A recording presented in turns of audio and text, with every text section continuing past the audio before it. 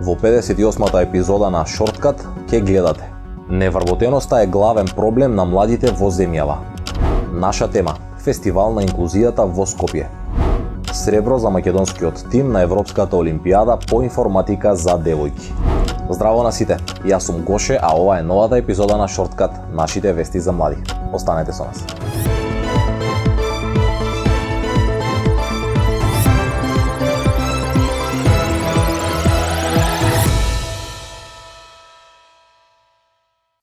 Невработеноста кај младите останува проблем во чија насока Северна Македонија мора да работи напорно. Ова беше констатирано во последниот извештај за 2022 година за напредокот на државата на нејзиниот пат кон Европската унија. Посебен акцент во овој извештај се става на невработеноста кај младите, која изнесува 30,9%. Поради делумната имплементација на минатогодишните препораки на Брисел, наредната година земјава треба силно да продолжи со спроведувањето на мерките за активирање на пазарот на трудот за младите. Треба да се подобри консултацијата со младите при креирање на политиките, се вели во извештајот.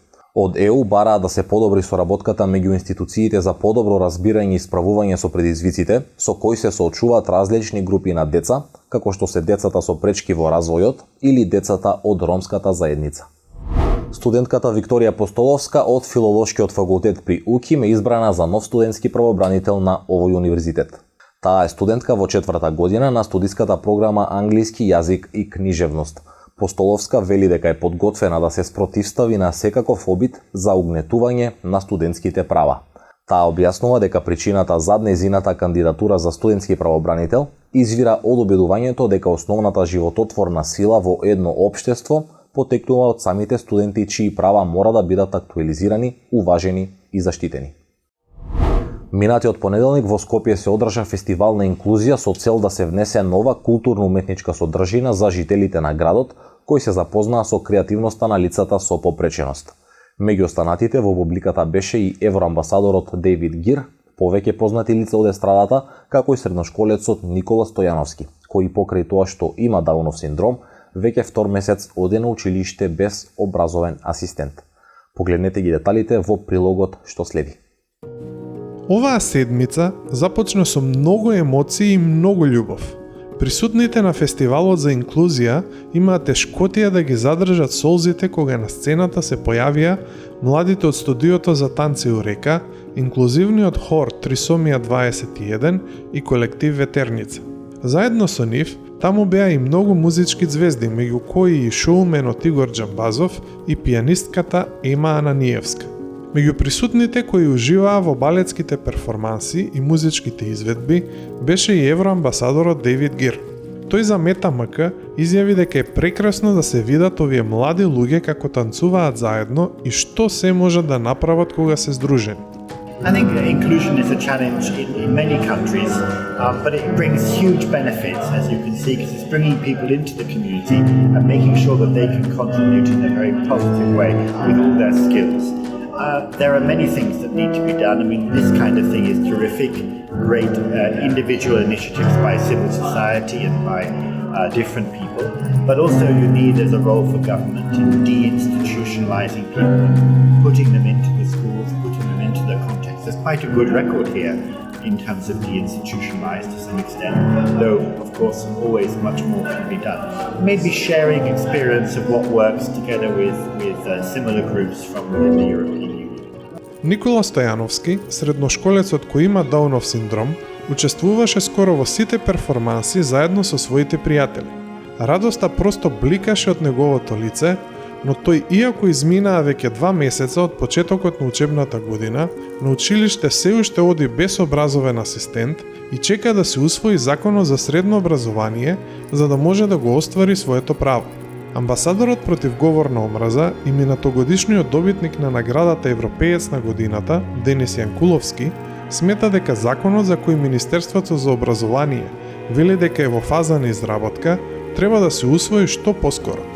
Во однос на законот е како што јас во комуникација со родителите што имам, од кои што едноставно го чекаат секој ден, односно и требаше можда да биде веќе донесен законот, од тоа што го кажуваат и тоа како потребен, затоа што конкретно, значи има семејства кои што имаат дечиња деца веќе нели возрастни средношколци кои што едноставно им зависи понатамошниот нормален тек, нормално функционирање секојдневието од тој закон. Амбасадорот Гир, говорејќи за ова прашање, препорача да се разгледаат и примерите од Италија. And it's huge difference that the support for educational systems can provide. Really, you see the individuals growing so quickly and learning and being able to be much more able parts of the community. So all this type of assistance is really important to bring people into the community and really make the most of what they can contribute, because they have a lot to give to. Фестивалот во Скопје се одржа во организација на Сдруженијето за активно вклучување и соодветен третман на лицата со попреченост и Equality. Нема подобра алтернатива од наставата со физичко присуство, вели министерот за образование и наука Јетон Шакири во интервју за новинската агенција МetaМK, коментирајќи ги неофицијалните најави дека зимава е можно да се врати онлайн учењето поради енергетската криза. Но како што додава тој, за да се одржи наставата со физичко присуство, потребно е покрај МОН и училиштата и општините да се придржуваат до мерките за штедење на електрична и топлинска енергија. Според министерот, дел од новите учебници оваа учебна година доцнат поради сложеноста на законот за учебници, кој дефинира низа постапки со конкретни рокови. Тој додава дека не е вистина оти учениците се оставени без учебници. За новите учебници најави дека учениците ќе ги добијат на почетокот на ноември.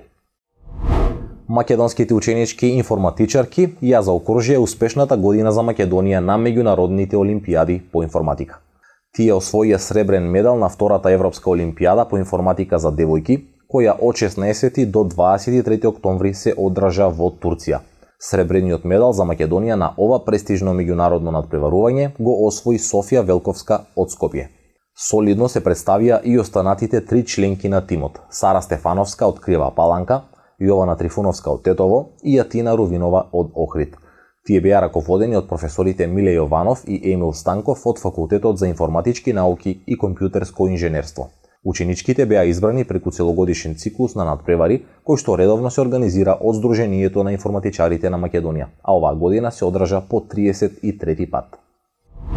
Под мотото "Размислувај критички" составија целата приказна. Од 25 октомври до 1 ноември се одржуваат деновите на медиумска писменост. Оваа година тие се посветени на различностите. На деновите на медиумска писменост се одржуваат серија на настани, вклучувајќи и филмска програма, преку кои ќе се отворат повеќе аспекти на различностите во медиумите. Сите заинтересирани кои сакаат да ги следат настаните, може тоа да го направат преку следење на новостите на страниците на мрежата за медиумска писменост на Facebook, Instagram, Twitter и YouTube, како и на веб страницата mediumskapисменост.mk. Ви благодарам што останавте со нас и до крајот на оваа епизода на Shortcut. Ве потсетувам дека вашите раскази на нашиот конкурс за краток хорор расказ можете да ги испраќате најдоцна до утре напладне. Следете не на Facebook, YouTube, Instagram и TikTok. Отворени сме за сите ваши предлози или коментари. Се гледам и следната недела во истото време. Чао, чао!